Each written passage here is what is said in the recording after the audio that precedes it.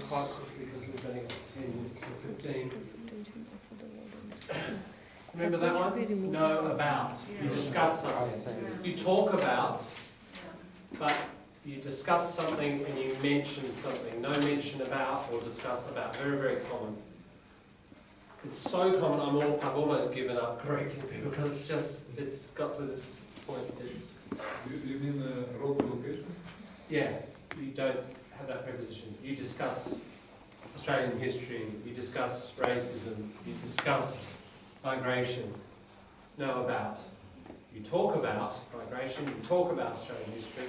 So it's collocation, prepositional collocation. Aboriginal always has a capital. Say if you write Indigenous and you mean Australian Aboriginal people, capital I.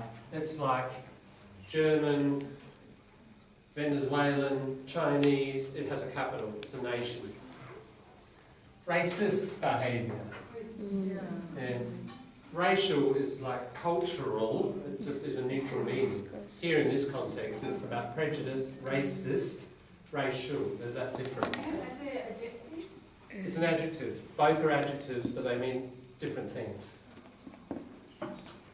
Criticise, now you can't criticise that. You criticise, this is a verb, it has to have an object, so we've got to have a noun. You criticise the fact that.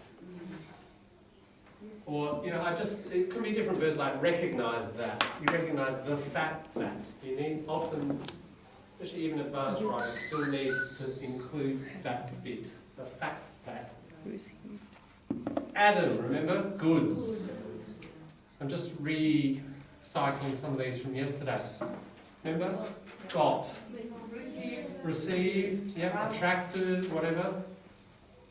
Now, much, we can't use much. Attention, you kind of half right, because attention, we can't have attentions, can we? Think of accountability. And much, a lot of, but. Yesterday we said a lot of, too spoken. More, depends what you want to say. More, that's comparing with something else. But remember, a great deal of. Or, you could say significant. Significant attention. These will help get you out of trouble. Attention, is it countable? No. No. Yeah, so you can't say attentions. You can say much attention. No, that's the point about much. Much, you can't just put it in front of something. There is much air in this room.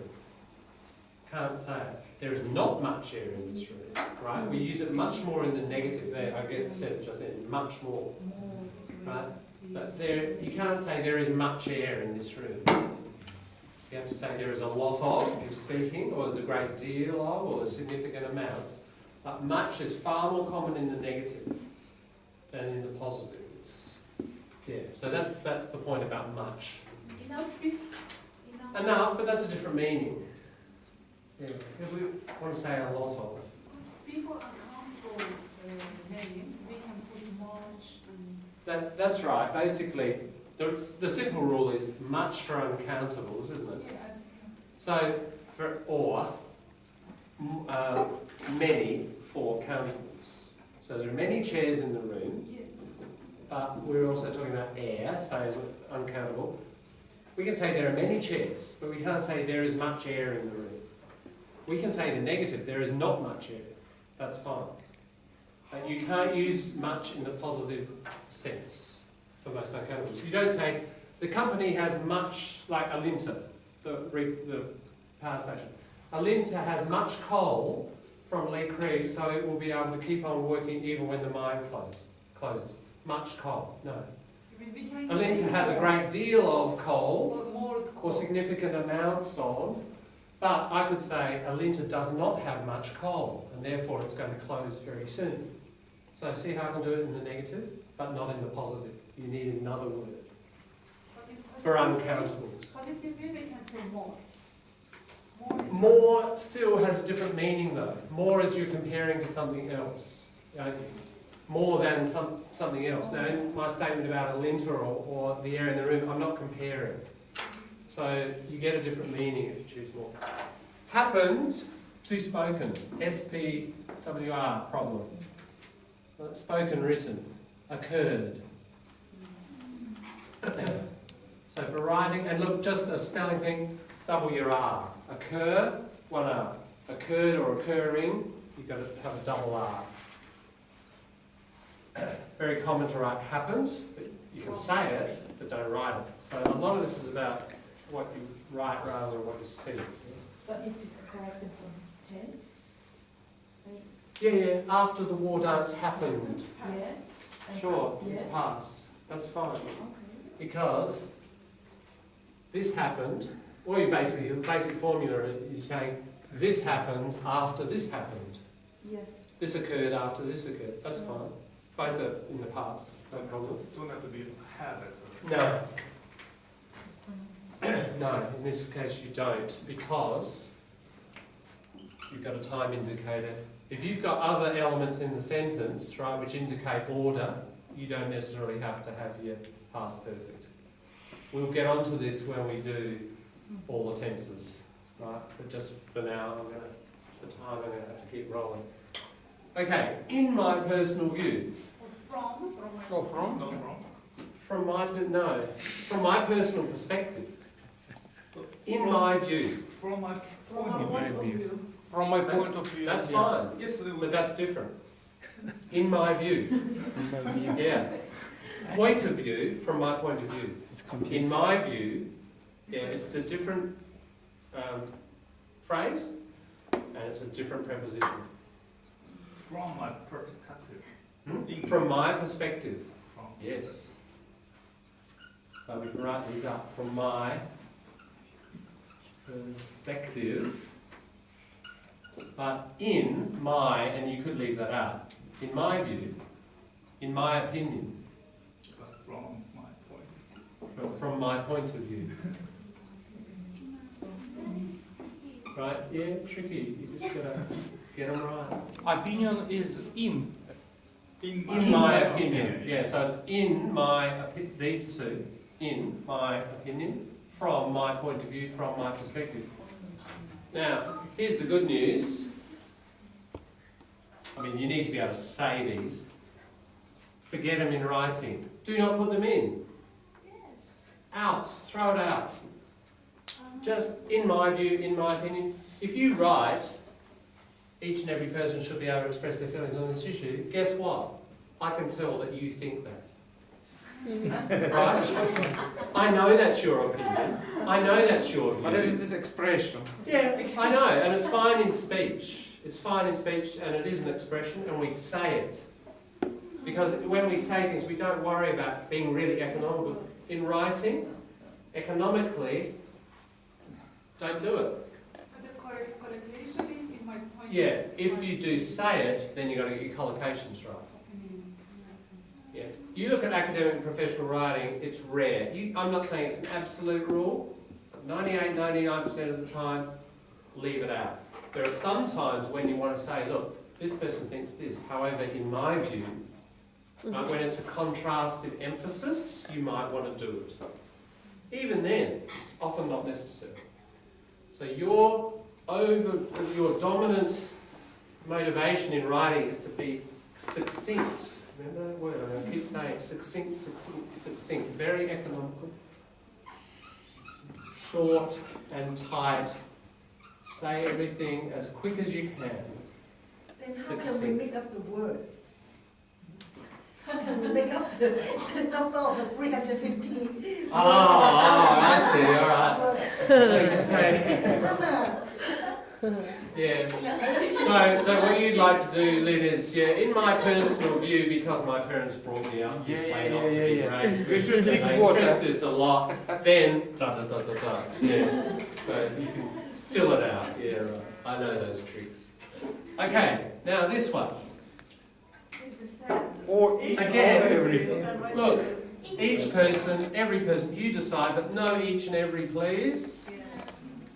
If you come from the subcontinent, if you come from India, Pakistan or whatever, sure, each and every. People say this all the time.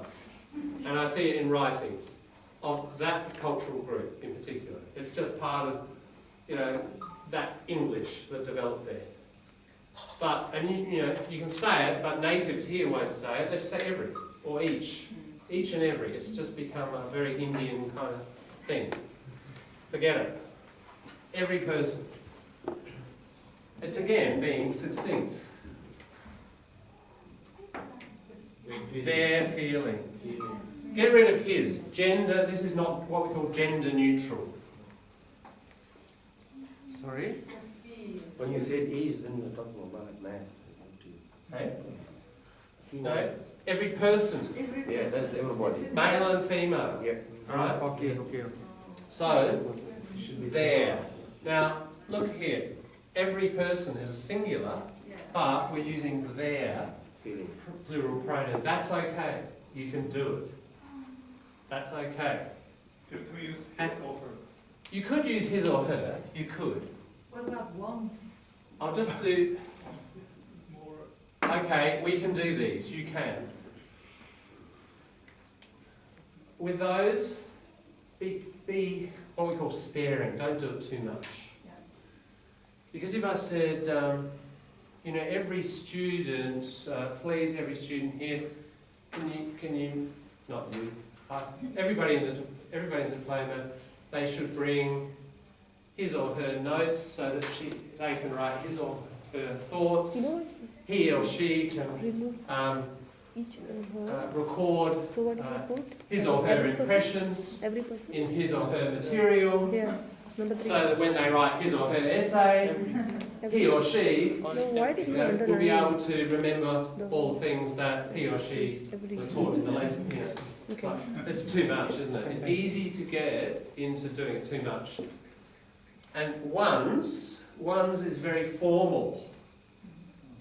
If one brings one's bag, then one can immediately take out one's essay material and consult one's dictionary. And if one speaks like that, after a while one sounds like the Queen. The Queen of England says one all the time. It's far too formal. So, the easy way to get around it, there. Now, there's a debate, amongst grammarians. Oh, you can't do that because that's plural and that's singular. However, I read an interesting article. Somebody went back to Jane Austen, Charles Dickens, the great writers in the 19th century in English, and they pulled out examples where those great writers had done exactly that. So, if the greats of English literature can do it, so can we. So it's very formal there. This is formal, ones. There is not. No, it's just neutral kind of level of formality.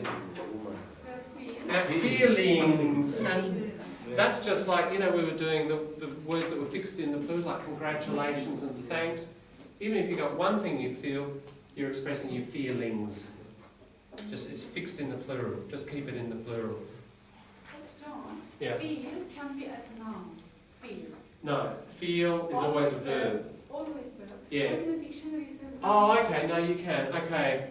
The feel of this fabric is very nice. I think I'll buy Here it. you can't put feel. No. That feel would be a physical thing. This is feelings like, how you feel about something different. Okay, pushing on. The major media, just collocation. The mainstream media. Right? Not the major media. You can say the major media outlets if that's what you want to. If you want to keep that word, the major media outlets. Or we can say the majority of media. That's a different meaning. Mm-hmm. If you say the major ones, it's like the big corporations. Like Channel 7, Or large 10. quantity. Yeah.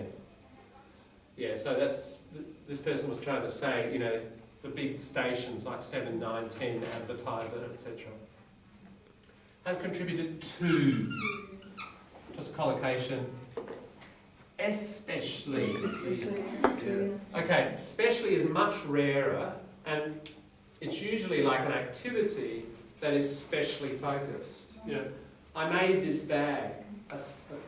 You can do say, but I made this bag specially for you, or I bought this CD specially for her. That's when you use specially. But just more generally, like in this context, especially. What's the condition you put E or you don't?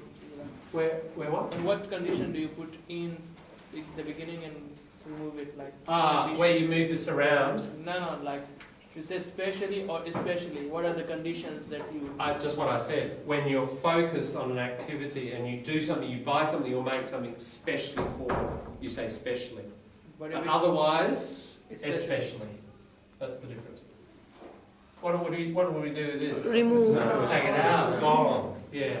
Forget it. Yeah. Just a general rule. Pronouns, I, you, take them out. We'll get to you in a minute. Here it is. We might as well deal with it now. Take that out. That is spoken. To spoken. In writing, we. That's more formal, academic, professional. We can see examples, but you sounds like native speakers writing year 9, year 10. They use you a lot because they're still writing like they speak. So it's grammatical, but it's not the convention. Okay, was this a racism issue? Okay, here's the problem. Don't write question forms.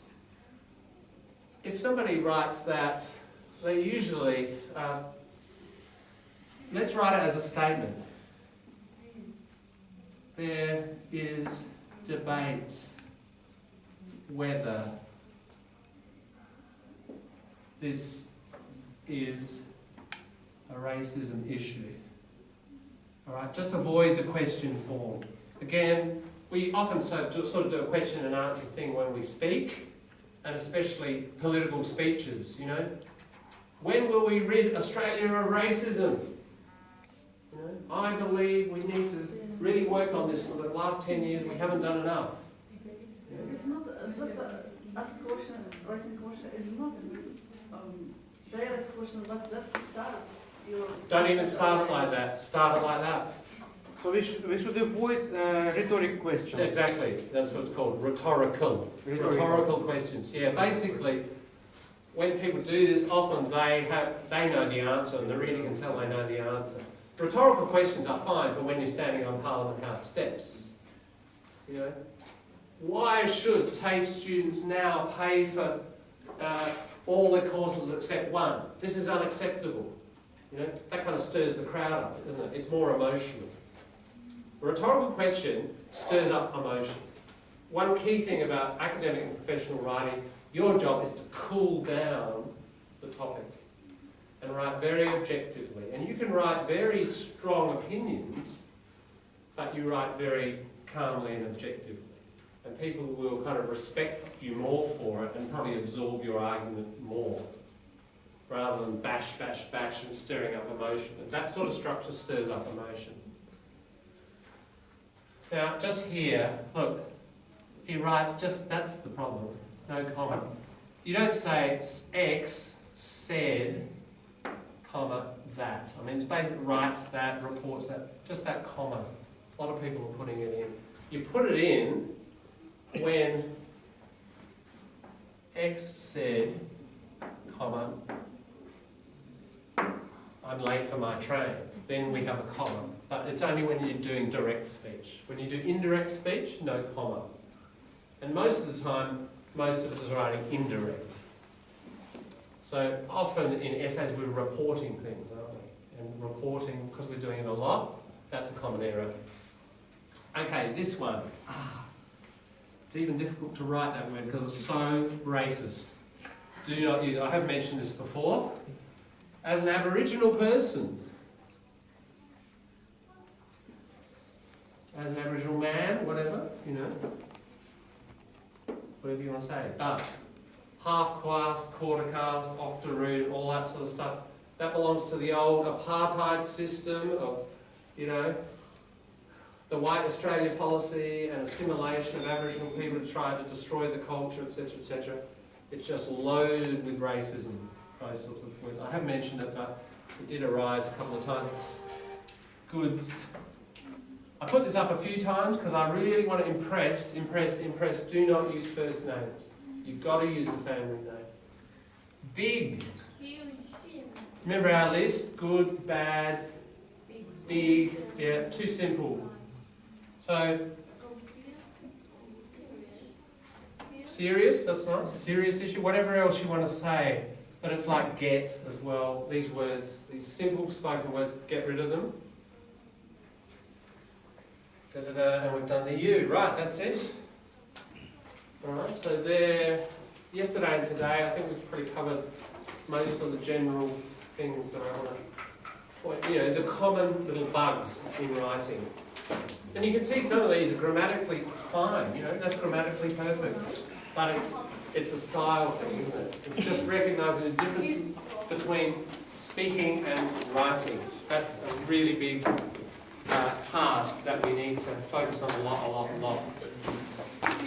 Yeah. Comma after destroyed. Ah, thank you. Yeah, haven't commented on that one.